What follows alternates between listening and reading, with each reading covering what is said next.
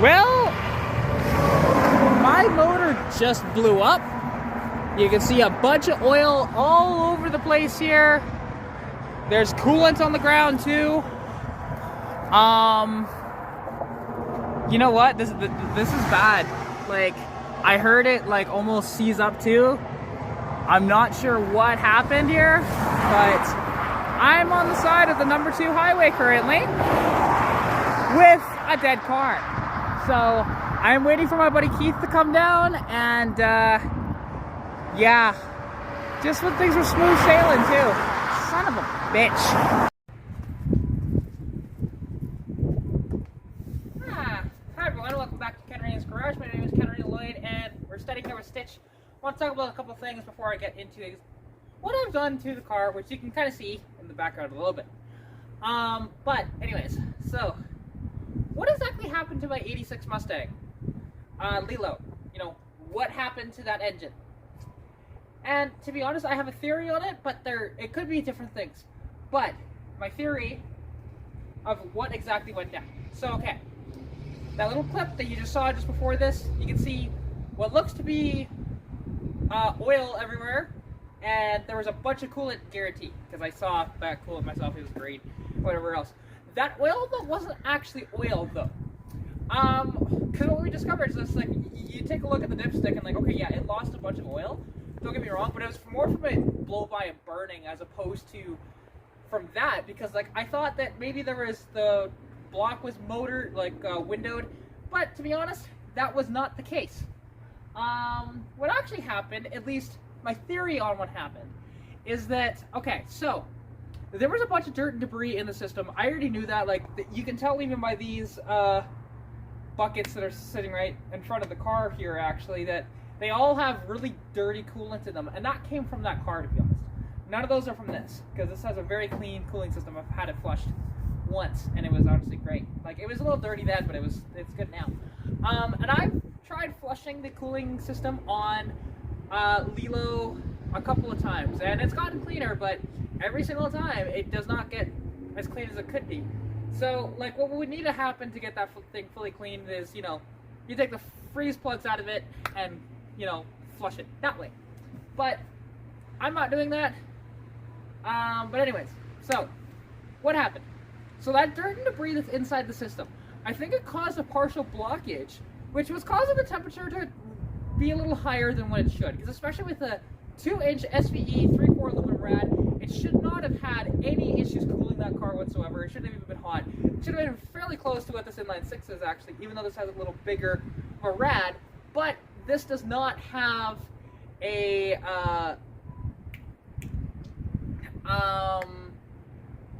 fan shroud. There we go. I couldn't think of the word. So what my theory was is that, okay, it caused a partial blockage, which increased the pressure inside the system, which this can happen. It's not very common, because usually cooling systems are pretty clean, but this one wasn't. And so that partial blockage causing the extra pressure inside the system, the rad cap, only designed for 16 pounds, it exceeded that, and it just expelled out through the rad cap, which you could tell actually that's where it originated from, is from the rad cap. So, and that little SVE rad cap that came with that rad, to be honest, like, it fit okay, but it's like, I didn't really like how it felt. And so it's possible that the rad cap just failed, or something else. Or like I mentioned, you know, it's just, it failed because of that, or failed with another reason. Who knows for sure? And we wouldn't really know until we actually, like, delved into the motor to see our head gaskets gone and stuff like that. But we're not, I don't know. We'll see if I decide to pull apart that motor just to see what I find. The engine still does run and drive, honestly, but it is using so much oil. Like, it used about 1 liter of oil within about an hour of driving, so that's no-go.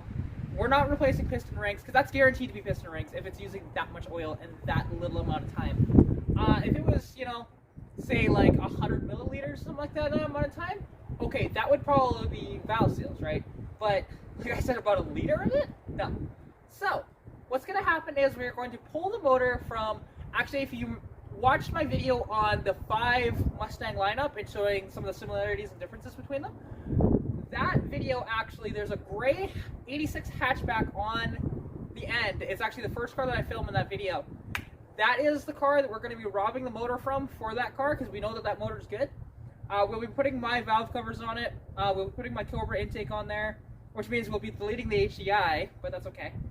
I'll just, I'm doing a little bit of horse trading to actually get that motor for basically nothing, so it's kind of nice.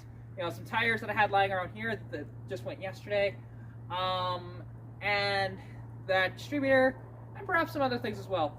And plus, I won't be running those BBK shorty headers, so those will be up for sale. Actually, they're equal length. They're great headers, but this one has, I think, long tubes on it, so I may as well just stick with the long tubes because they will provide better performance than the shorties do. So why not, right? But yeah, so anyways, that's kind of what's going on with that car. Hopefully in the next week or so, we'll have that one up and going, because actually, quick little thing before I forget, there is a car show that I'm going to be at in Edmonton. I'll leave a link in the description below for it next Saturday. So actually in a little over a week. So stay tuned for that. I'll hope to get a video out of that, because it's going to be a big event, or so I've been told. So yeah, we'll see how many vehicles that I get to see there. I'm very excited for it, to be honest. And meanwhile, so stuff that I did to this thing actually, and I'll take you guys for a tour of this little car really quick of what exactly I did the other day. Now it's not finished yet, because now it's a little too windy for me to try and do any paintwork on this car, but I did a little bit of paintwork and put the tires on it. So anyways, let's take a look, shall we? So if we walk around this car here, we can see that, yeah, it's alright, there we go. Getting used to this new tripod here. So I still have the Keystone Black Stars up front, right? My regular summer wheels with Westlake tires. They're kind of a no-name tire, but they're fine. But then, I did all of this in red. Now, it did not come out perfect because I was just getting really, really tired, to be honest. And you can tell some of my tape lines weren't really perfect here, but that's fine. You know what? This is just more of a proof of concept for when I actually get the car painted, and I really do like this. With the blue streak going in the middle here, and then with the red on the bottom and the gray on top, it'll go with the interior, which is of course the gray on red, but then go with the engine that has blue components in there as well. So it'll work out pretty good, actually. But if we take a look, I put the Cooper Cobras back here, and it just gives this thing a killer stance. And to be honest, these, okay, they do rub, but not badly, to be honest. Like, here, go from this side.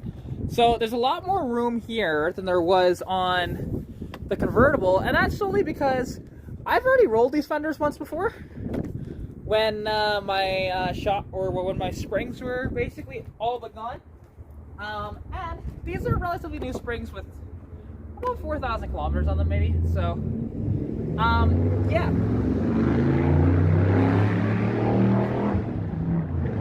Now, that truck that you just heard go by there, that happens to be a, I'm trying to remember, 52, I think? Maple Leaf pickup that has, I think, an LS in it, and it's just really badass built. But anyway, so, yeah. So, and you can also tell as well that the louvers are back on the car, although they're not put on the car how I normally have them, with the clips and everything like that, or with the nuts, because I kind of lost all the nuts for these, and I lost one of the things that go underneath. So this is just on with two-sided tape, 3M, it works.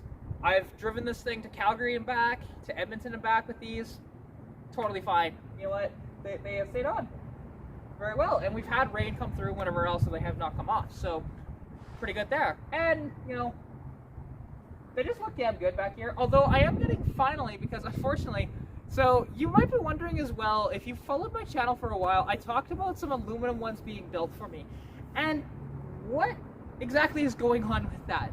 So, those aluminum louvers that are going to be powder coated and everything, and they're going to be beautiful when they're done, unfortunately, the guy, he was going to start on them in about January, right? And I told him there's no big rush on it, to be honest, because, well, it's winter time. I don't run the louvers on the winter because it's so hard to try and clean the back window, because again, I drive this car year round, so I take off the louvers in the winter time. And so apparently what happened was that the landlord that he was renting his house from, well, sold the house. So we had to move his shop, which was a whole debacle and whatever else. So he'll get on to those very soon. He still has the glass that I gave him, so that's good. Luckily that's still intact because I don't think I could find another one. It was hard enough to find that one. Which, that one actually is kind of funny because it's from my old car. But the old 83 parts car that I had here, which is where the seats and the carpet came from. So, but yeah, like that's basically kind of what's going on with this car, what's going on with the other car. And like I said, fairly soon I'll get up there. I was planning on doing that today, but he was just a little, like Keith there was just a little tired and whatever else. And it's like, I get it, to be honest. Like, I'm tired too. You know, with doing this constant driving back and forth from Edmonton, whatever else. But you know what? It's worth it for my cars. So, yeah, anyways, I hope you guys did enjoy this video. If you did, please like the video, comment anything you want to see down below. Subscribe to the channel if you haven't already, and as well, if you want to contact me, you can at Katarina's Garage on Instagram or Katarina's Garage on Facebook. And as well, if you have a collection of cars or even just one car, depending on what it is, I'd absolutely love to come film it. So please contact me if you have something for me to film. I hope you're staying safe during COVID-19. Good luck with what we're working on, and I'll catch you in the next video. Bye!